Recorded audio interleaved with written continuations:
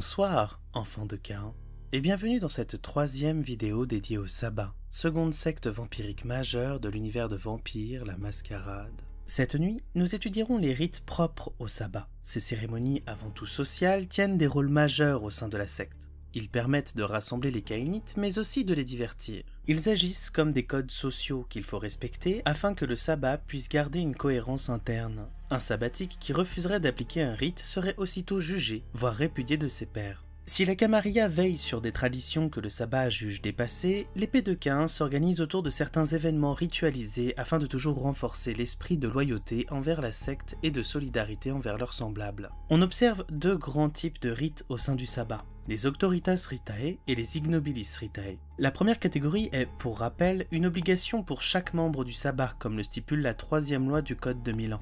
Les Auctoritas Ritae sont des rites voués à célébrer une promotion au sein du sabbat, à légitimer un pouvoir en place ou à renforcer les liens entre les membres du sabbat. Ces rites sont d'autant religieux que politiques. Parfois, ils sont également festifs et divertissants. En tous les cas, ce sont les plus importants pour le bien fondé de la secte. Les Ignobilis Ritae, quant à eux, sont des rites mineurs qui varient grandement d'une meute à une autre. Un prêtre de meute parfois invente des rites qui n'ont un sens que dans la meute dans laquelle il s'inscrit. L'idée est que la forme du rituel est un modèle type renforçant l'esprit de communauté et de groupe. Ainsi, les Ignobilis Ritae ont également cette visée, simplement ils n'ont pas la même importance que les rites englobant l'entièreté des membres du sabbat et permettent simplement de s'adresser à tous les contextes possibles, donc à une meute et ses particularités. Les Auctoritas Ritae. La Volderie. La Volderie est sans doute le rite le plus important du sabbat. Sa célébration est codifiée et un protocole reste à observer. Le prêtre de la meute, ou le représentant officiant le rituel, s'empare d'un calice puis d'un objet coupant. Cet objet peut être un couteau sacrificiel orné pour l'occasion, une lame de rasoir en argent ou un poinçon. Tout dépend de la forme que votre prêtre veut que cela prenne, tant que le résultat reste le même. Le prêtre se coupe la paume de la main et verse son sang, appelé vitae chez les Caïnites, dans le calice. De là, le prêtre fait circuler la lame aux autres vampires participants et chacun devra verser son sang dans le récipient. Une fois le mélange terminé, le prêtre ordonne alors quelques paroles rituelles, parodiant bien souvent la messe chrétienne, et la suite du rituel reprend l'Eucharistie. Chacun des participants viendront boire à tour de rôle le mélange des différentes vitae contenues dans le calice. Si cet acte semble purement renforcer la meute d'un point de vue symbolique, il a bel et bien une conséquence physique. Lorsqu'un vampire boit le sang d'un autre vampire, il se crée pour celui qui a bu un lien de sang. Ce lien provoque un sentiment fort envers le vampire dont le sang provient. En d'autres termes, il ne vous est plus indifférent. Par exemple, vous n'êtes jamais indifférent envers votre sire, car lorsqu'il vous a transformé, il vous a fait boire un peu de son sang, créant ainsi un lien de sang chez vous, envers lui. Et plus vous buvez de sang d'un autre vampire, plus les sentiments que vous lui portez seront forts. Attention cependant, vous pouvez haïr votre sire, ou tout autre vampire duquel vous avez bu du sang, mais vous vous empêcherez toujours d'en arriver à le nuire, préférant peut-être même le fuir, plutôt que de vous résigner à l'affronter, car au fond de vous, et malgré vous, vous éprouvez quelque chose pour ce dernier. Imaginez alors que vous buvez la vitae d'une meute entière. C'est à cela que sert la Volderie. Non pas à renforcer, mais à forcer tout court les liens qui unissent des vampires du sabbat devant collaborer. En revanche, le rituel connaît ses petites faiblesses. Par exemple, le niveau d'affection ou de lien que partageront chaque Caïnite est inégal. Entre deux vampires, c'est la même chose, mais entre 5, 10 ou 15 vampires, c'est plus compliqué.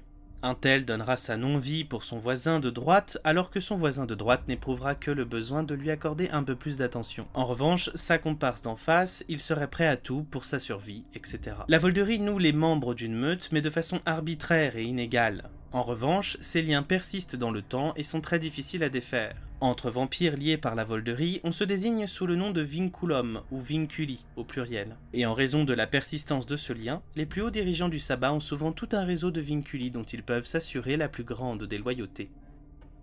Le bain de sang. Lorsqu'un sabbatique obtient un titre suffisamment reconnu dans la secte, le rite du bain de sang est convoqué. À l'image d'un baptême chrétien, ce rituel officialise le membre du sabbat dans ses nouvelles fonctions. À commencer par le prêtre conduisant le rituel, tous les Caïnites présents doivent s'agenouiller devant un bassin et devant le nouveau promu et lui jurer loyauté et fidélité. Ce faisant, ils versent leur vitae, leur sang donc, dans le bassin. Tous les Caïnites qui seront sous les ordres de ce nouveau promu doivent être présents et ne peuvent y échapper que s'ils ont une raison valable. Une fois le bassin rempli, le ou la Caïnite promu promet également de servir les valeurs du sabbat et rappelle au présent pourquoi sa promotion est un choix judicieux. Ensuite, le vampire promu se baigne dans le bassin rempli de sang et chaque convive aura l'honneur de venir boire le contenu du bain. Il arrive parfois que le contenu du bassin soit consacré comme une volderie afin de créer des vinculi loyaux envers le nouveau maître. Le festin de sang. Lorsque le sabbat se réunit et que l'ambiance s'y prête, un festin de sang est alors organisé. Une meute est constituée spécialement pour l'occasion et se charge de ramener quelques humains, voire parfois quelques vampires renégats, afin de constituer une pitance généreuse lors du dit rassemblement. Évidemment, aucune des proies ne se veut consentante et aucune ne s'est vue accorder de donner son avis quant à son triste sort. Les chasseurs présentent leur prise au plus haut gradé qui les remercie d'un baiser sur le front avant de confier les victimes aux assistants du rituel. Les calices, terme désignant un humain servant de repas, sont alors attachés à hauteur du cou afin d'être prêts à la consommation. Le prêtre, l'évêque ou l'archevêque conduisant le rituel tire le premier sang et l'on compte généralement une victime pour 3 vampires. Chacun prend soin de lécher la plaie créée afin de la refermer et ne pas perdre une seule goutte précieuse de ce délicieux liquide rouge. Cependant, certains membres du sabbat sont interdits d'organiser des festins en raison de leur tendance sanguinaire. Laisser un hangar rempli de sang est suspect et peut conduire des chasseurs de vampires à leur recherche. Méfiance donc, mais bon appétit tout de même. Les rites de création. Après l'étreinte, le nouveau-né doit subir tout un tas d'épreuves visant à le former à sa nouvelle identité. Il peut s'agir de la mise en scène d'un jeu sordide le poussant dans ses retranchements, d'un apprentissage long et drainant sur la lignée qui l'a étreint et l'héritage qui en découle, ou d'un tas d'épreuves d'endurance et de volonté comme se faire ruer de coups par d'autres ou commettre un acte abject comme un homicide ou l'automutilation. Ces épreuves varient grandement selon qui vous a étreint. En revanche, une fois que vous êtes jugé digne de rejoindre officiellement le clan, une cérémonie est organisée. Un prêtre viendra toucher votre front avec un tison enflammé et vous devrez prononcer un serment d'allégeance. Ne paniquez pas, vous vous réveillez chaque nuit identique au jour de votre mort, donc aucune cicatrice ne se marquera sur votre front suite à ce rituel. Le tison incarne votre peur du feu et aide à réduire votre nouvelle crainte naturelle pour cet élément vous rendant si vulnérable. Une fois vos devoirs envers la secte rappelés, une volderie est organisée pour que vous vous liez pour de bon à votre nouvelle famille. La danse du feu. La peur du feu doit se maîtriser pour les membres du sabbat. Il serait jugé faible pour un vampire de la secte de fuir désespérément dès qu'un simple briquet est actionné. C'est pourquoi la danse du feu est préparée. Un grand feu est allumé par un prêtre et le son des tambours résonne dans la nuit, s'accompagnant parfois de chants rituels. Les caïnites dansent ainsi autour du feu, s'en rapprochent et l'apprivoisent afin de lutter contre leur peur de cet élément et s'endurcir dans le cas où ce dernier serait mis contre eux lors d'un affrontement. Lorsque la cérémonie bat son plein, les vampires sautent par-dessus les flammes avec agilité et jusqu'à épuisement. La danse ne s'interrompt que lorsque le dernier caïnite tombe d'épuisement. Les jeux d'instinct. Les jeux d'instinct forment des rites à but divertissant pour les caïnites du sabbat. Ils sont souvent l'occasion de défier ses camarades et de se pousser dans ses retranchements dans des jeux dangereux et souvent mortels. Ces jeux sont présidés par un prêtre qui sert alors d'arbitre. En voici quelques exemples. Le jeu des gendarmes et des voleurs. Grand classique des cours de récré humaine, ce jeu a une toute autre allure quand il est entre les mains du sabbat. 2 équipes sont constituées et le but est de capturer ou mettre hors combat le plus grand nombre de membres de l'équipe adverse. Évidemment, il ne faut pas tuer ses semblables et la résistance naturelle des vampires rend les choses bien plus difficiles à faire. La victoire revient à ceux qui ont su éliminer leurs adversaires. La course de stock-car. 2 voitures démarrent aux 2 extrémités d'une rue, d'un pont ou d'un parking et se chargent mutuellement. La première équipe à abandonner son véhicule pour éviter de périr dans les flammes a perdu. Marquer la bête. L'objectif est de capturer un loup-garou et lui marquer l'oreille comme du bétail avant de le libérer. Mais gare aux lupins, ils forment des adversaires redoutables. Le rat de laboratoire. Un humain est propulsé dans un environnement labyrinthique en lui donnant des armes blessant les vampires. Les vampires, quant à eux dispersés à divers endroits du labyrinthe, doivent chasser l'humain. L'humain doit tenter tant bien que mal de s'enfuir tandis qu'il est l'objet d'une traque infâme. Le premier vampire à tuer l'humain a gagné. Pour pimenter la difficulté, l'humain est parfois un chasseur de vampires, histoire de corser un peu le défi. La monomachie. Lorsqu'un désaccord oppose 2 gradés du sabbat, si l'offense est grave et ne peut être réparée, alors la monomachie est organisée. Le prêtre ou toute autre autorité supérieure à même de conduire la cérémonie entend l'offense et la juge digne ou non d'une monomachie. Si elle l'est, il la préside. Le vampire défié doit accepter ou non de participer au rite et ensuite les jeux sont faits. La monomachie consiste purement et simplement en un combat à la mort ultime. Si l'offensé refuse le combat, sa réputation en pâtira. Il n'existe pas tellement de code quant aux armes et aux disciplines autorisées ou non pendant le combat, ces détails se règlent souvent entre les concernés et sont par tradition laissés à la décision du défié. Bien souvent, le lieu choisi est un lieu particulièrement dangereux comme le sommet d'un gratte-ciel ou l'intérieur d'une fonderie. Le rite s'achève dès lors que l'un des participants est mort définitivement. Les sermons de Caïn. Ceux qui sont les plus superstitieux aiment à se réunir et réciter quelques passages du livre de Nod afin de méditer ensemble ou débattre à son sujet. Véritable réunion théologique et philosophique, les sermons de Caïn constituent un rite particulier où les damnés échangent sur leur mythologie. Mais il n'existe pas de version unifiée du livre de Nod puisque la culture vampirique se transmet traditionnellement par voie orale. Ainsi naissent des débats et des mésententes quant à l'interprétation de certains passages clés. L'opération de guerre. Ce rite mêle presque tous les rites vus précédemment. Le sabbat voue une haine sans fin aux anciens n'appartenant pas à la secte et veille à leur éradication. Ce rite met donc en scène la chasse d'un de ces anciens. Tout d'abord, la veille de la chasse, les participants se rassemblent autour d'un festin de sang, de la lecture de sermons de Caïn ou d'une danse du feu. Le prêtre le plus haut gradé officie le rite et demande alors à chaque Duktus des meutes participantes: « Venez-vous librement faire la guerre et vous charger de cette noble cause jusqu'à ce que jaillisse le sang de l'ennemi ?»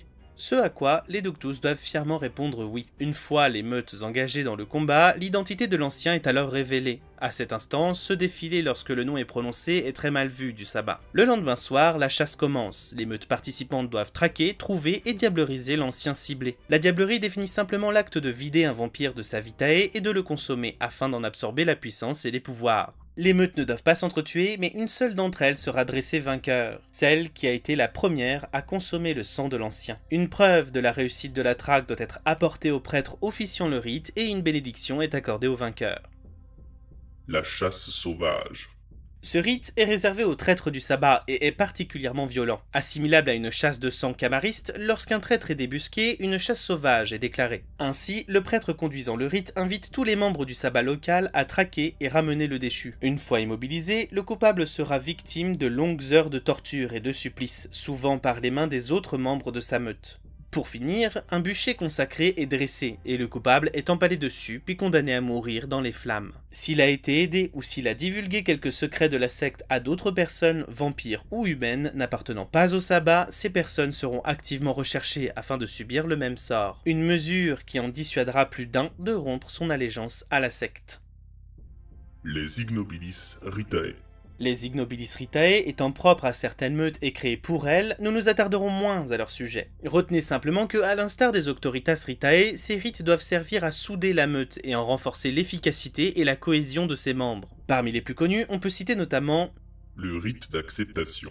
Il marque l'arrivée d'un nouveau membre dans la meute. Il s'agit là d'un rite plus social que mystique, contrairement au rite de création. Il symbolise simplement que ce nouveau membre de la meute est pleinement accepté de ses pairs et y est vu comme un participant à part entière des objectifs de celle-ci. Si un membre d'une meute est méprisé par ses pairs, il peut se voir refuser le rite d'acceptation, bien qu'il en sera membre malgré tout. Le rite de contrition.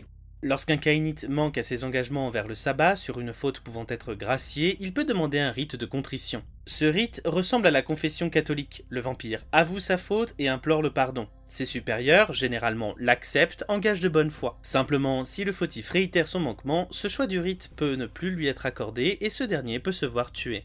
Le rite de furtivité.